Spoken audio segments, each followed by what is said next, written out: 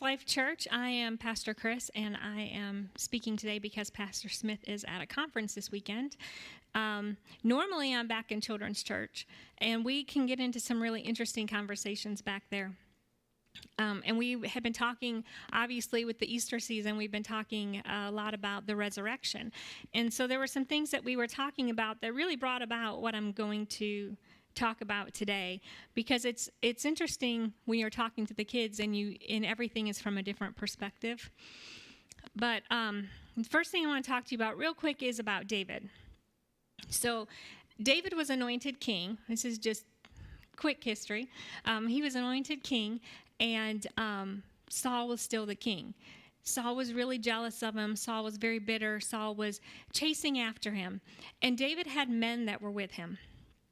And the men that were with him were living in caves. They were having to come up with ways to eat. They were protecting David, but it was not a nice lifestyle that they were living. So they're traveling with this king, this future king, but they're not living a really great lifestyle. And there were a lot of hardships, but they knew that they were following the king. So they're putting all this, basically laying their lives on the line to follow this king. Now, one day, he was crowned as king. And I want you to think about the status of David's men. So they went from living in caves, and now David is king. And they were one of his men, and they were with him at the beginning, so their status has changed. And they're enjoying a higher status, right? They're enjoying more, they're living a nicer lifestyle. So we're going to fast forward because, like I said, I was thinking about this over the resurrection. The kids and I were talking in the back. But we're going to fast forward to the disciples. So the disciples had the same thing. They signed on to follow the future king. And not only were they following the future king, but they're following a promised Messiah. Somebody who is so important that he's been promised for generations. A constant promise for this Messiah. So I want you to think about the expectations that the disciples had following this future king. I mean, if I was following a future king, that was not only the future king, but the Messiah, I would be expecting some pretty great things. I mean, God has promised to this person for so long, it has to be incredible, right? But they also had a little bit of a rougher lifestyle. They were living in, they were traveling a lot, they were staying out on the road. It wasn't like staying in a palace. And they weren't amassing an army because, remember, people were expecting the Messiah to come and save them from Rome. Like they were expecting a king to come and battle and fight for them and save them. So they'd been looking for this, and they think that this person is finally here. But it's not quite what they're expecting. They're like, I don't know, and then Jesus is performing some miracles, and they're like, oh, this is cool. And then, things will happen, and there's disappointment, and there's excitement. And the reason that we kind of know there's some disappointment there is because in Luke 7, John the Baptist sends two of his disciples to ask Jesus, are you the one who is to come, or should we expect someone else? So remember, John the Baptist has laid his life down for this future Messiah. He's lived in the desert. He's been pointing the way to Jesus. And he's now in jail, and he sends a letter, and he sends his disciples and says, wait a minute, are you the coming one? Are we looking for somebody else? Kind of like, obviously he wasn't doing what was expected, because if he was doing what was expected, John the Baptist wouldn't have had to have asked, are you the coming Messiah? So there was a little bit of disappointment there, but then there's also, Jesus is doing some cool things. So they're like, no, this is, and Jesus even told his disciples, go back and tell him what you've seen. There were healings, there were things happening. Go back and tell him what you've seen to let them know that, yes, I'm the Messiah. So we're going to fast forward again to Lazarus. Now, Lazarus happened right before the Passover, right before Palm Sunday. So Lazarus is dead. He's dead and buried, right? No one's coming back from this. And Jesus shows up, and Jesus gets he says, Lazarus, come on out, come forth. And Lazarus does. Now think about the people that are there. These are followers of Jesus. How exciting is this? Because remember, Jesus is supposed to, the Messiah is supposed to free the people. So in order to free the people from Rome, you're going to need a big army or something. Now they have a Messiah that can not only heal you, but raise you from the dead. And I'm thinking, if there's an army, if he's going to amass an army, the army has nothing to fear, and they're not going to run out of soldiers, right? And people are like, this is the king, and they're excited. And then you've got other people who are afraid because they're worried about what's going to happen. And so Palm Sunday, as Jesus is coming in, he's being greeted in a fashion that was set aside only for a king. So the way that they're greeting Jesus, it's not just, oh, we're excited to see him, because we'll say, oh, there's a rock star. There's this, like, people get excited about all these different people now. But this was for a king. Only for a king. And so as he's coming in and they're throwing the palm branches in front of him and they're throwing the cloaks in front of him, this was meant for a king. So they're signifying this is a king. And they're excited because of what he's doing. So now the disciples have got to be ecstatic. Like, think about it. You've been following this guy. You're not really sure, but then he starts to do this stuff, and you're listening to him, and you realize he has a different message than everybody else. He's, all the stuff he's doing, everywhere he's going, things are getting better. Now he's raised someone from the dead. Not just like, they just died, like some of the ones previously, but this guy was buried. People have gotten healed. And now, finally, he's being recognized as the king. So in the disciples' mind, everything is lining up for exactly what they think is going to happen, because they think Jesus is about to take over. And they think they're going to be right beside Jesus as he takes over. And all of their hopes are in what's about to happen. And they're so excited because this is exactly what they think is going to happen. Everything is lining up perfectly. But that trip to Jerusalem did not end how the disciples imagined it. It ended with the disciples scattered, and they were in hiding. One of them denied Christ. Another one betrayed him. And worse than that, it ended with Jesus dead and all their hopes and dreams destroyed. Imagine how they felt. I mean, they had to have been devastated. Everything they had spent for the last 3 years, this time following this Messiah, they had looked at the scriptures. Everything is lining up. This has got to be right. They saw him do miracles. They saw him raise people from the dead. They saw him being greeted as a king. How did that turn into suddenly they're alone and they're scattered, they're in hiding? This is not what they signed up for. And all of their dreams and everything are gone. They're devastated, they're afraid, they're confused, they're definitely disappointed. So in children's church, we talked about how the disciples must have felt. And that's what inspired today as we were discussing how they must have really felt. Because as we're talking about that, I guess I never really thought too much about the absolute devastation they must have felt at that time. Because we focus on 3 days later. But for those 3 days, they went through absolute devastation, disappointment. Everything in their world was turned upside down. And sometimes it feels that way. We get disappointed because everything in our world sometimes will feel like it's just turned upside down. What we're going to talk about today is disappointment. What do we do when we're disappointed? Sometimes we get disappointed with ourselves. Sometimes we get disappointed with other people. But there's times we're just disappointed with God. And I have to imagine that the disciples at that moment were really disappointed. They did everything they were supposed to do. They did what they were asked to do. They did everything. They followed him. How could they do everything they were supposed to do, everything God told them to do, and end up in this state? Everything being taken from them, everything just absolutely devastated. And sometimes it feels like we do that. Like God lays something on our heart and we do it, and everything is lining up perfectly, and we think this is the way it's going to look or the way it's going to go, and then it doesn't. And then we get disappointed, and we're like, God, why? Why did this happen? I don't understand. And we get frustrated. So we're going to talk about disappointment and how to deal with disappointment. And the first thing is to get honest with God about our disappointment. And just say, I'm disappointed. And that sounds silly, but if you don't recognize those feelings, you can't deal with those feelings. I've said, God, I'm disappointed. I've said, hey, I'm disappointed. I feel like you're failing me right now. And that's okay to say that, because I can tell him how I feel. He wants a relationship with us. And in a relationship, we say that. And it's just the way that I'm seeing it. It doesn't mean God is failing me, but it's okay for me to say, hey, I'm disappointed. He can handle that. The second thing is this is going to sound really simple too, but just to give it to him. Because there's times that I feel like I have done everything I'm supposed to do. We have followed God is leading us to do this. God is leading us to do that. And then something happens and it feels like everything around you is crumbling.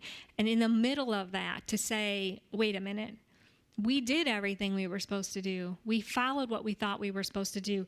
God, this is yours. I'm leaving this with you. Sometimes it's our kids. Sometimes we have to say, God, I did everything I could do. I raised this child the way I should have, and I just got to leave this with you. I can't control this. I can't, or something else that we can't control, maybe a family member, and we just have to say, God, I'm leaving this with you. This is, your thing. Maybe you felt like there was something you needed to do in ministry, and it didn't quite go as you had thought, and you say, God, we did what we were supposed to do, and I'm going to leave this with you now. And then the third thing is to change our perspective. So God's perspective is a lot different than our perspective. I guarantee you that when Jesus died on the cross, God's perspective was different than the disciples' perspective. Because the disciples saw an end of all hope, everything they had worked for. When he died on the cross, what they saw was the end. But what God saw was all of our salvation. Like a completely different thing. So God's perspective is so different because he knows his plan and we don't know the plan. Proverbs 19:21 says, you can make many plans, but the Lord's purpose will prevail. So it's saying you can make all the plans you want, but the Lord's purpose is going to prevail. So it doesn't matter what plans we're making. His purpose will still prevail. And when we feel like we're doing what we're supposed to do, then he still is there in the middle of it with his plan and his purpose. So the disciples felt like they were doing everything they were supposed to do, and then it all falls apart. But God's still there in the middle of it because he still had a plan and he still had a purpose. And the Bible is full of stories like that. The reason that I'm talking about the disciples specifically is because we just got done with Easter. Last Sunday was Easter, so the apostles was what was on my mind, was the disciples and talking to the kids about that. But I could have gone through there and picked out, multiple other people who have felt like they were following everything God told them to do, and then felt absolute devastation. I mean, you could just open up the Bible. David is one of them, right off the bat that I can think of. But there was, you've got Jonah, you've got all kinds of people in the Bible who were disappointed, but God had a plan and a purpose. So because we don't know all of God's plans, we can't see his perspective. And it would be really cool if all of us got a God's Plan for Your Life book. We each had our own little book that had God's plan for us in there, but we don't. So we just have to trust his plan and trust his purpose.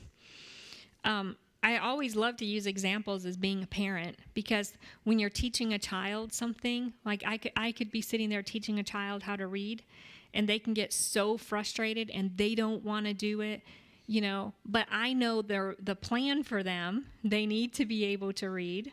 This is, and then we help them along. So as the adult, we know the plan, and we're going to help them reach that plan even when they don't want to. And God's the same way. He knows the plans he has for us. So he's going to help us reach those, even if it doesn't look like we want it to look like, even if we have to work harder, even if we don't understand, he's still going to help us. And it's okay to feel disappointed. It's okay to tell him that. But we need to remind ourselves that God has a purpose for his plan, and that God has a plan for us and a purpose for all of the plans that he has, everything lined up. And there's plenty of scriptures to support this. So Jeremiah 29:11 says, "For I know the plans I have for you, declares the Lord, plans to prosper you and not to harm you, plans to give you hope and a future." So that's just one of the verses in the Bible that talks about the plans that he has for us. And then my favorite verse in the Bible is Romans 8:28. And we know that all things work together for good to them that love God, to them who are called according to his purpose. And the reason that I love that verse is because it reminds me that no matter what happens, God can use it for good. Even when it looks bad, even when it is bad, when something happens, God can still use it for good. And it has helped me get through a lot of things that particular verse has. So, let's see. Right, changing our perspective. Sorry, I kind of think I got off my outline. If I'd given you guys real notes. So let's see, changing our perspective. So how do we change our perspective? That's what it was. How do we change our perspective? One is to understand that God has a plan and a purpose.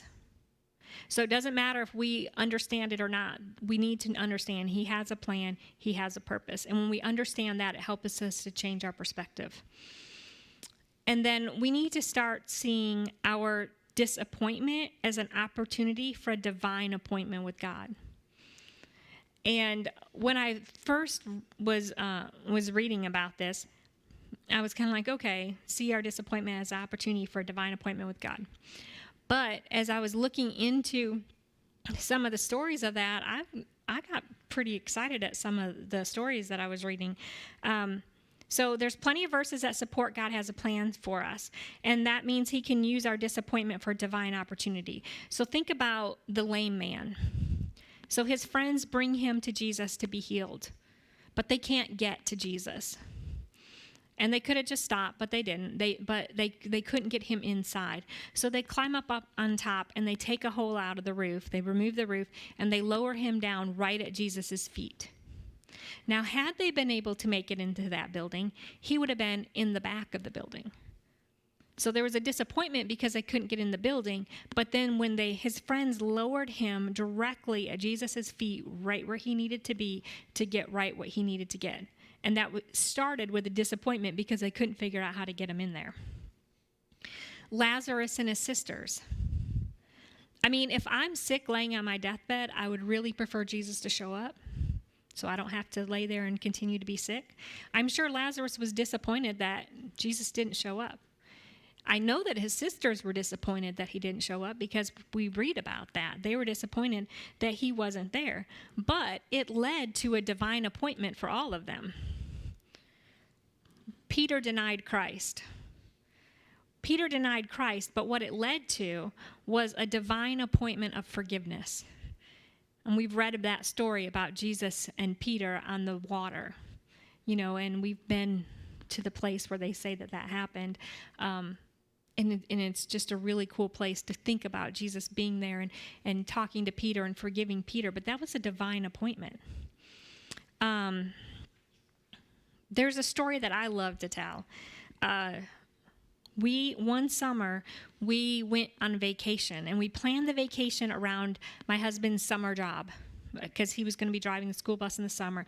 We literally planned the vacation to be back in time for him to drive the bus. So we go on vacation. We get down there, we go to Walmart, we get the food, and the van makes a sound. And we get it back to the place that we're staying, and the radiator is gone. Basically, it's leaking. So first day of our vacation, the radiator is leaking. It's a holiday weekend, and we end up that we're able to get it fixed, but it takes until hours after checkout time to get it for them because they literally got the part in that morning. And so it was kind of crazy because we didn't have the van, and there was the added expense of the van. And as we're coming home, he calls work to say, hey, ask about some stuff with the route. And they said, oh, we're not going to have you work this summer. We gave it to somebody else. So then we find out we've got 10 weeks of no pay. That was unexpected. And then we get home, and the power had gone out while we were gone. So the freezer, and when the power came back on, the refrigerator did not. So the freezer had leaked meat, juice. It was great to come home to that. All the food in the freezer was gone. And then the hot water heater quit working. And there were some other things I don't even remember. It was like one thing after another after another. And one day I literally looked up and I said, God, my name is Chris. I just wanted to make sure you knew that. It's not Job, because it was just like something after another after another. But what happened that was cool is the water heater went out. And I wasn't even worried about it. We weren't worried about it. But some people in the church were, and they started getting concerned, and they were like trying to get the part, and the part was back ordered, and we were like 20 something on the list to get the part. And there was a guy who said he was a fisherman, and he loved to fish in competitions. And he had open heart surgery, so he hadn't been able to fish as much.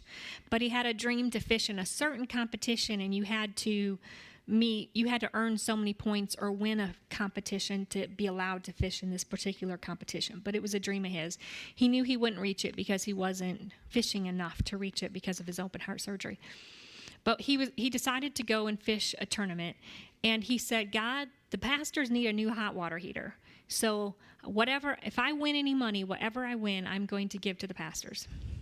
So he goes out to fish. He gets the first 3 or 4 fish, however many you're supposed to have, the first of them that came up, and he stopped because health-wise he could only fish so much.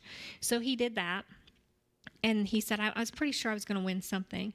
And they went in, and they weighed the fish, and he won first place, which is incredible because now he's eligible to enter this competition he wanted to enter. And he got a really decent-sized check, which was more than enough to buy a new hot water heater. But the dollar amount actually took care of all of the pay that we thought that we weren't going to get that summer. It literally covered all of that, all the expenses of everything it covered. But the cool thing was, talking about the divine appointment, because he won, he gets to get up in front of everybody there, all the people there at the competition, because he's the winner, and they want to hear from him. What bait did you use? How did you do this? So he gets up there, and the first thing he says is, I have a confession to make. I cheated. And everybody looked at him. So he said, normally half the people are listening, half the people are talking. But when he said he cheated, everybody stopped what they were doing and looked at him. And he said, I cheated because my pastors needed a hot water heater, and I prayed to God. So I had God's help winning this. And he literally was able to stand there and tell all these people about what God had just done. And that's, to me, the coolest. I love that story because it's a story of a divine appointment, somebody who followed what God told them to do. But it started out pretty rough for us. For him, because, he wasn't fishing much. But he was also able to get this, to be able to enter the competition he wanted to enter. And it's just a really cool story about, God setting up divine appointments if we follow and do, what it is that we're supposed to do. It's not always happy, though. Sometime our divine appointment, may not look the way we want it to look. That happens so often, right? So going back to the disciples, 3 days later. So remember, they're in their most negative, disappointed, everything has fallen apart. 3 days later, Jesus rises again from the dead, and the disciples have a divine encounter with him. And that encounter would not have been possible if they had not gone through the disappointment. Did that end their disappointment? No. Because 40 days later, Jesus leaves them again. He ascends to heaven. They don't want him to go, but he leaves them again. And as somebody who's been in ministry enough, when somebody that you're serving under leaves or passes away or something like that, it's devastating. And here the disciples were, Jesus is ascending to heaven. But when he ascended to heaven, although they were disappointed, what did he tell them? I have another divine appointment set up for you because the Holy Spirit is going to come. And so in all of these disappointments, we're seeing a divine appointment, God having a purpose for all of it. So what happens if we don't deal with our disappointment? Our disappointment will turn into bitterness. And we see that again with the disciples because we see Judas, who is disappointed. Jesus wasn't what he was expecting. It wasn't what he signed up for. And he started to become very disappointed and very bitter about things that were going on. And we really see that when Mary breaks the perfume and pours it on his feet. and on Jesus' feet. And Judas is upset about that because of the value of the perfume. But he becomes very bitter, very disappointed, to the point that he turns Jesus in. He becomes his betrayer. He's working right along the same Jesus as all the other disciples, but the difference was he didn't deal with disappointment. He just let it turn into bitterness. And he missed out on all of the divine encounters. He missed out on everything that the other disciples got because they were able to move past that disappointment. Once again, the Bible full of stories like this, like King Saul, who became really bitter. And because he became so bitter, he lost his family, he lost his kingship. He destroyed himself, and he pretty much almost destroyed his people because he was so bitter at God for what God was doing. I don't have time to go into his story, but it's kind of the same sort of thing where he was so bitter about what was going on. So we all have things that we've been disappointed with. You know, I'm disappointed that my older two kids aren't in church. I can say I'm disappointed in other things too. Just different things that I do. Some days I'm disappointed in it, and I just go, God, and then I'm like, okay, this is you. I just turn my kids over to God. Like, I can't control what they do, so I just tell God that they're yours. You got to take care of this. But maybe you're disappointed in your finances, your job. I know a lot of people are disappointed in our country and politics. And there's an election coming up, and they get really disappointed about that and the way things are going and laws that are made. And we get really disappointed, and we complain to God about it. We're disappointed in family members who have hurt us. Maybe, in ministry, there's definitely a lot of disappointment in ministries that we, didn't go the way we wanted them to, or somebody hurt us, or something like that. And in the middle of that, you've said, hey, God, I've done what I'm supposed to do. I followed all this stuff like I was supposed to do, but it didn't go as planned. I'm disappointed. And it's okay. It's completely fine to be disappointed. So remember, though, we don't have to understand God's plan. We don't have to understand his purpose. We know he has a purpose. We don't have to understand it, and we don't have to understand his plan in order to deal with the disappointment. We are going to say goodbye to Facebook because we're getting ready to play a song, and I can't play it on Facebook. But we're going to play Laura's Story, Blessings. So if you are at home and you want to listen to that song, we're going to actually take communion to it. It's not a typical communion song, but remember, for the disciples, that Passover was a disappointment. It wasn't some exciting thing. It was, there were some days in there that were really disappointing. So, but at the end of it, they had a divine appointment. So we're going to listen to the song Laura's Story, Blessings. So I guess we'll go off Facebook now so that we can play that song in just a minute. Thank you for joining us today.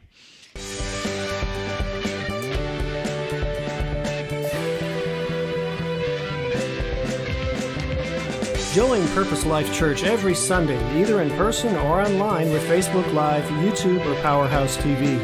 We'll see you again soon, and until then, have a blessed week.